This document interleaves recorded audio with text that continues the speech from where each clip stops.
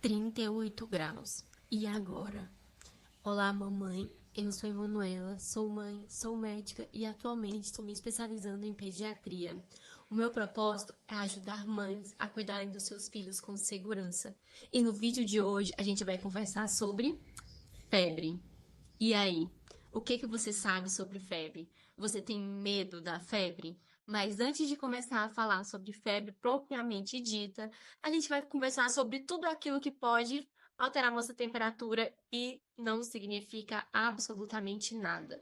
Como, por exemplo, alguns medicamentos que podem alterar nossa temperatura, alguns alimentos, como a pimenta, o gengibre, a realização de atividade física também pode aumentar nossa temperatura. Estar em ambientes mais quentes também aumenta a temperatura e muda esse númerozinho que aparece por aqui, dentre outras causas e as infecções, que são as mais temidas por todas as mamães, que é o medo da febre, a febrefobia, que é o que a gente vai conversar hoje aqui para tentar combater. Primeiro eu vou começar falando então que febre não é doença, febre é sintoma e pode significar muitas doenças e também pode não significar doença nenhuma. Como é que acontece a alteração da nossa temperatura?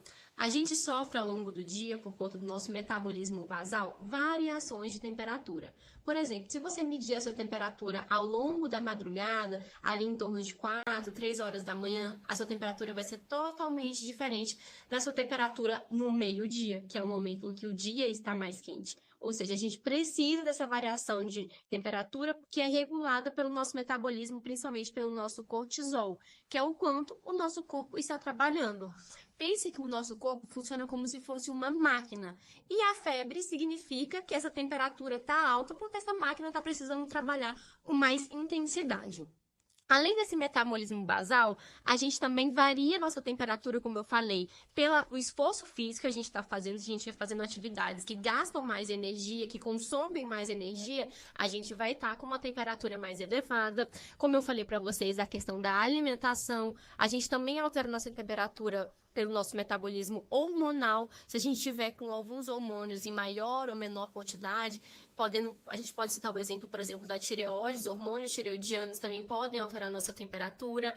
A adrenalina, se a gente tiver, por exemplo, situações de medo, de ansiedade, de nervosismo, a gente também vai ter alteração de temperatura e o próprio metabolismo das nossas células. Quanto mais eles estiverem trabalhando, mais a gente aumenta também a nossa temperatura.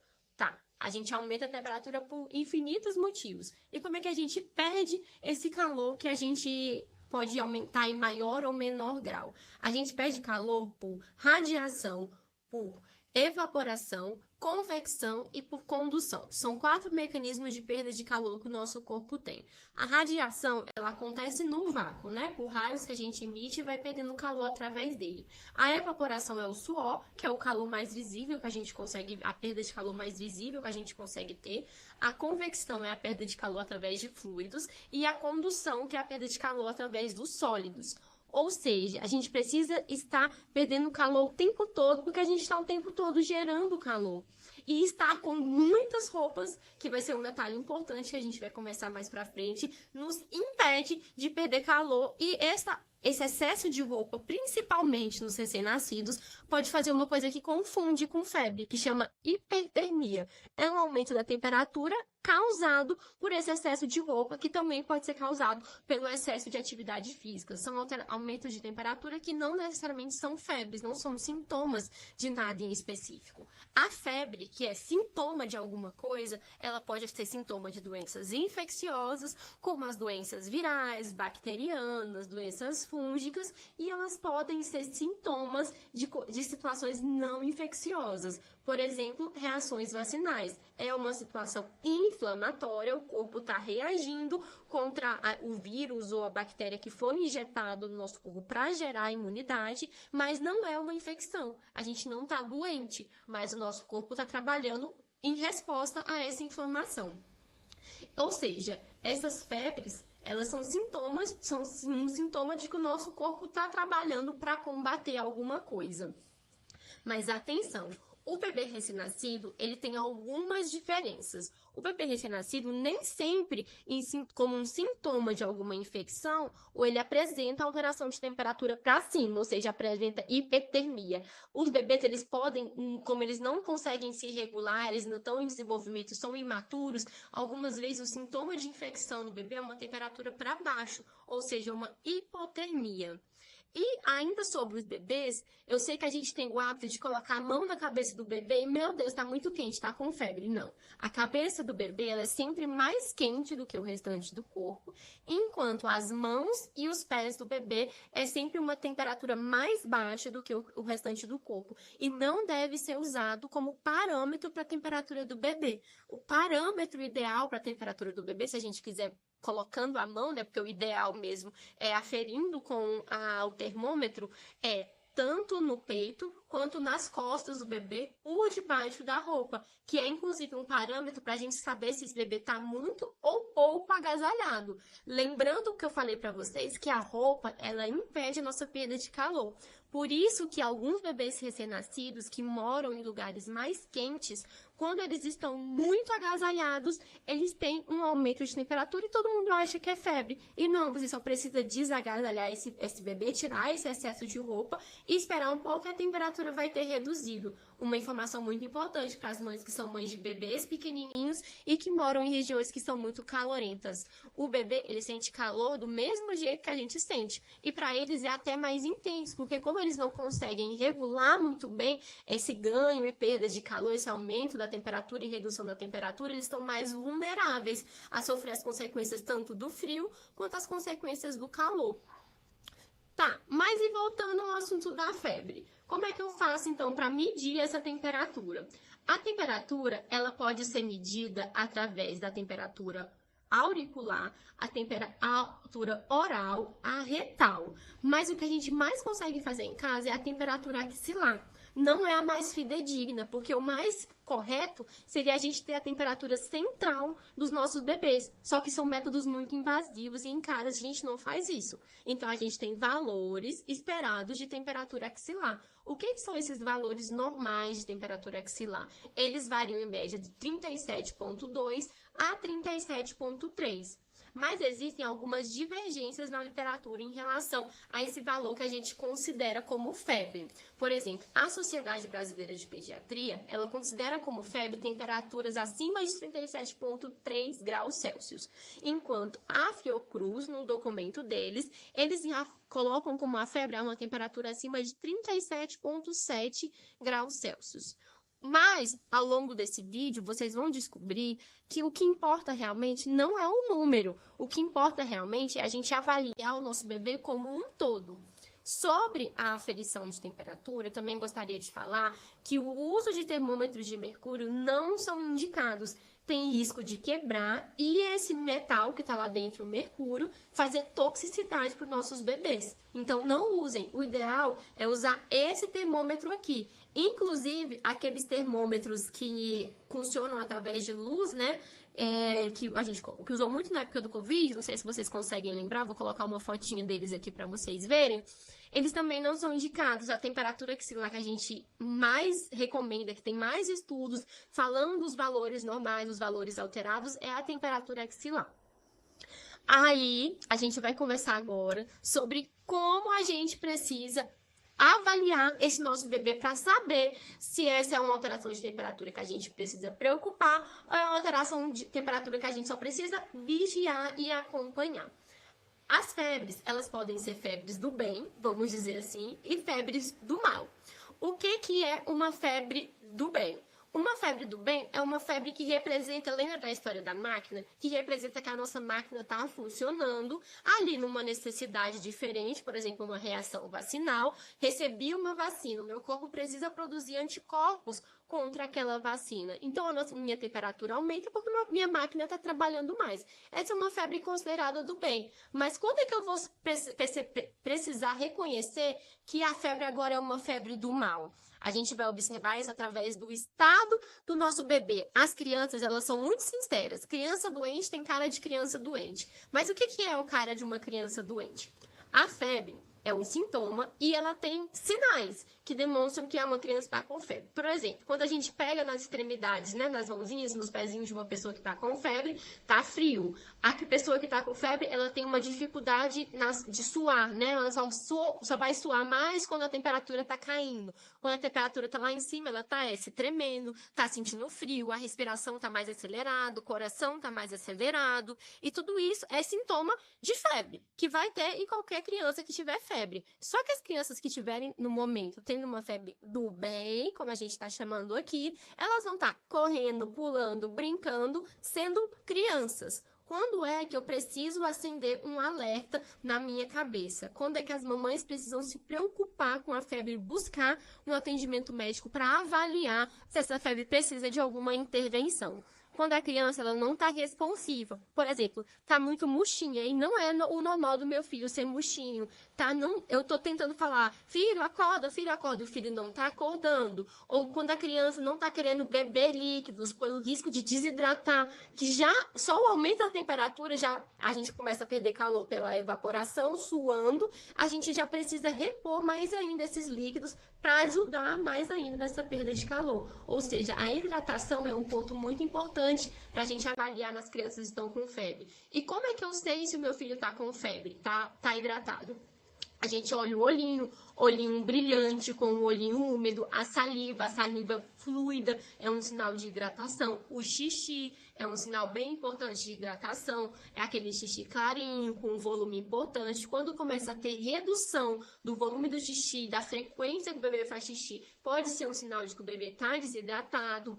Quando a gente olha para o bebê e ele está mais quietinho, pode ser um sinal de desidratação também. Além disso, outros sinais de febre que precisa de avaliação médica é uma respiração muito acelerada, com cansaço na respiração, e um coração acelerado além do normal do seu filho. Eu sei que são parâmetros muito difíceis para a mamãe avaliar, então, mas a mãe, ela consegue reconhecer que algo não está certo. Quando você reconhece que algo está diferente, é a hora que você precisa correr para um hospital, para uma avaliação médica, para o médico, que é o especialista, ele conseguir ver o que você está vendo que está diferente. Se aquela é uma diferença ok, ou se aquela é uma diferença que precisa de intervenção. Então, na dúvida, sempre busca uma avaliação médica. Mas se você é capaz de perceber que o seu filho está bem, está correndo, está brincando, está saudável, a febre, só o número, não vai significar muita coisa.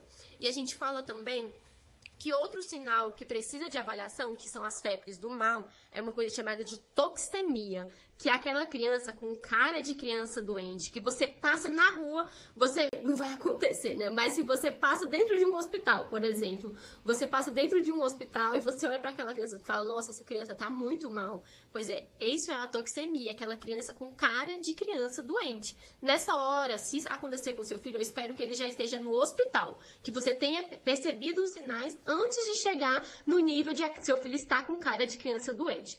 Por isso é muito importante não olhar só para o número. Olhe para o estado geral do seu filho. Se você conhece o seu filho no estado basal dele, como todas nós mães conhecemos, quando você perceber diferenças, é hora de você observar. Essa é uma diferença muito importante ou é só um amuadinho de febre? Porque na hora que a gente está tendo febre, que nossos bebês estão tendo febre, é normal que ele queira um pouquinho mais de colo, mas ele tem que estar no colo atento, observando as coisas, querendo mamar o peito, se for peito que ele mame, ou querendo beber água, querendo, aceitando uma comidinha. Se você perceber coisas muito diferentes disso, é uma febre do mal e precisa de avaliação médica.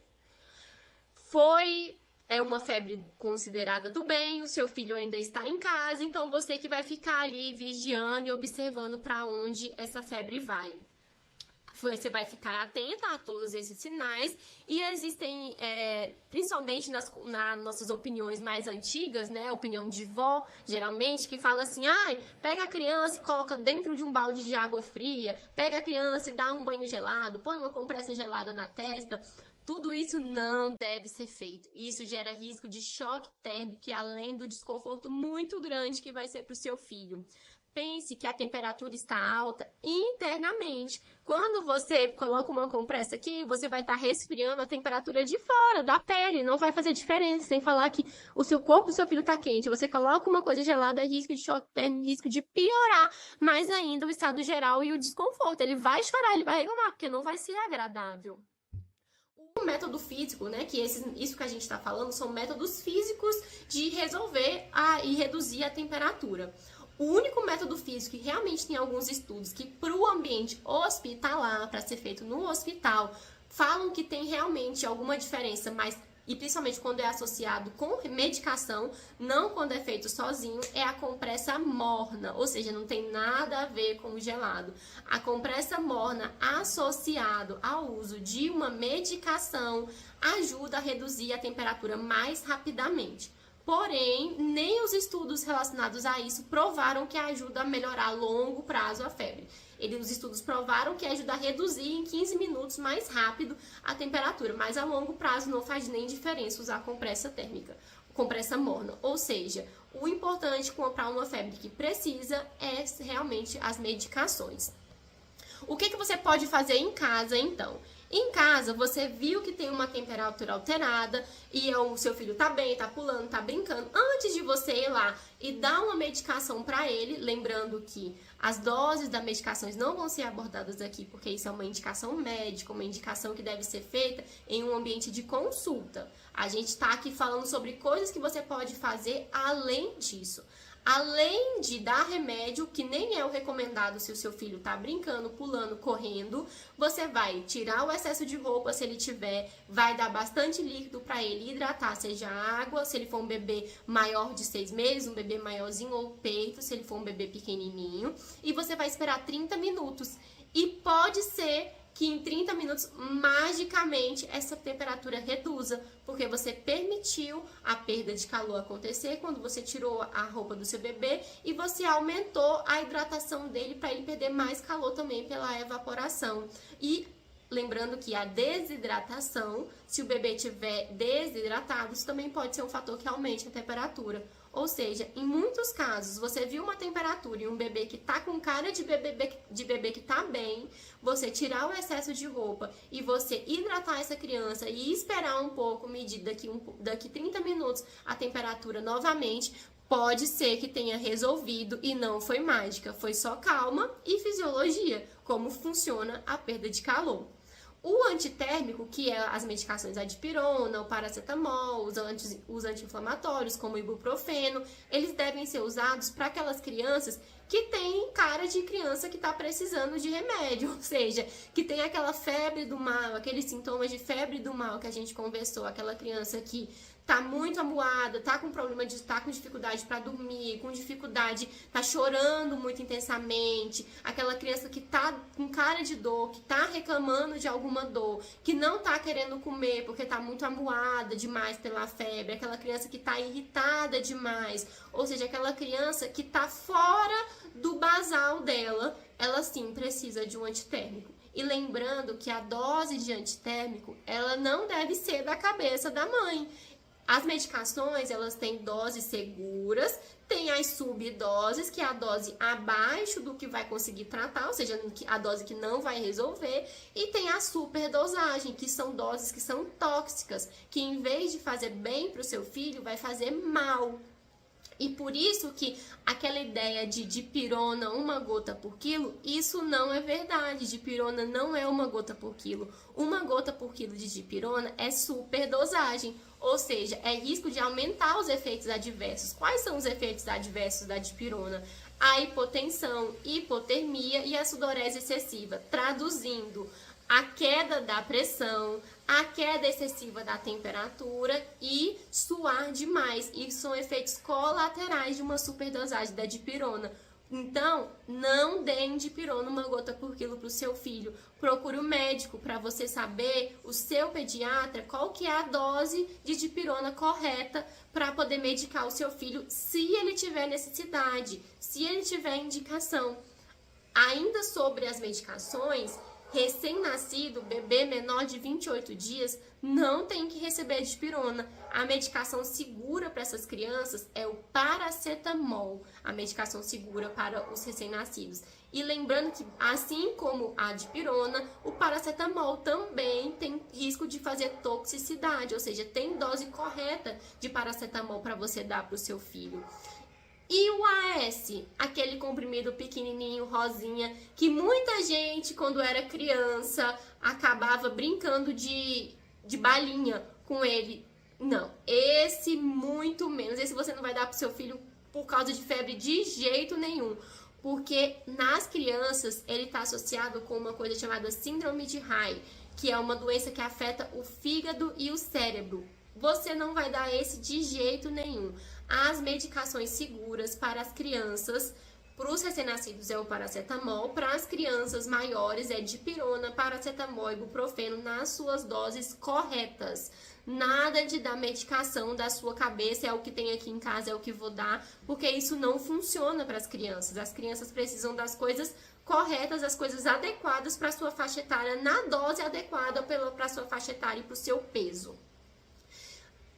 E muita mamãe deve estar se perguntando assim: intercalar dipirona e paracetamol, isso funciona? Dentro desse assunto, é só a gente pensar assim, vou te ajudar a pensar. Tanto a dipirona quanto o paracetamol, eles reduzem a temperatura pelo mesmo mecanismo de ação. Vai fazer diferença você alterar duas medicações que têm o mesmo mecanismo de ação? Isso faz sentido na sua cabeça? Vamos supor que você quer adoçar uma receita. Você vai adoçar a sua receita com açúcar e com mel, que são duas coisas que adoçam a mesma coisa? Que tem o mesmo jeito de adoçar, que é com o doce? Não faz sentido, né? Então, a mesma coisa, dipirona e paracetamol, elas têm o mesmo mecanismo de ação. Então, elas vão reduzir a febre pela mesma via. Ou seja, isso só vai aumentar o risco de efeitos adversos, porque você vai acabar enchendo a sua criança de medicação, vai perder parâmetro e vai aumentar o risco de efeitos adversos. Isso não deve ser feito. Apesar de ser feito por muita gente aí, isso é uma conduta muito perigosa.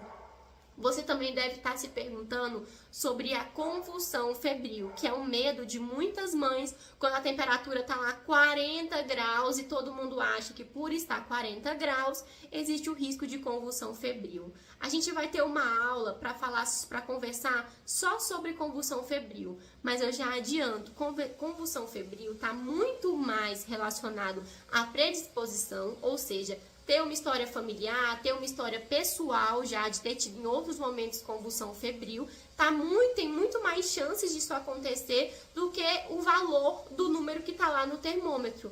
Ou seja, não precisa se desesperar, olhe para o seu filho. O recado mais importante desse vídeo é sobre você olhar para o seu filho. Você não ter medo só do que você vê aqui. Porque o que você vê aqui não é o seu filho todo. As crianças não são avaliadas por números. As crianças são avaliadas pelo estado geral que elas estão. O que é o estado geral? Eu volto a frisar. Se o seu filho está correndo, pulando, brincando, sendo custoso, como ele é todos os dias, o seu filho está bem. Criança é muito sincera, criança mostra a hora que ela precisa de ajuda, a hora que ela precisa de avaliação médica. Só esteja atento aos sinais, reconheça os sinais, conheça o que é normal no seu filho, que quando tiver alguma coisa que for anormal, você vai saber perceber. Talvez você não saiba o que é, porque você não tem obrigação de saber. Tem gente aí que estudou anos para saber o que é. Então, procure a intervenção, procure a avaliação dessas pessoas que são os médicos, os pediatras. O vídeo de hoje é isso. Eu espero que tenha esclarecido, tenha te tirado um pouco do medo da febre, que é a febrefobia aí, que é esse medo excessivo que a gente tá, só desse númerozinho aqui, tenha acalmado um pouco o seu coração e você comece a perceber sobre o seu filho, como é que o seu filho está antes de perceber que número é que vai aparecer aqui no termômetro. É isso, até a próxima!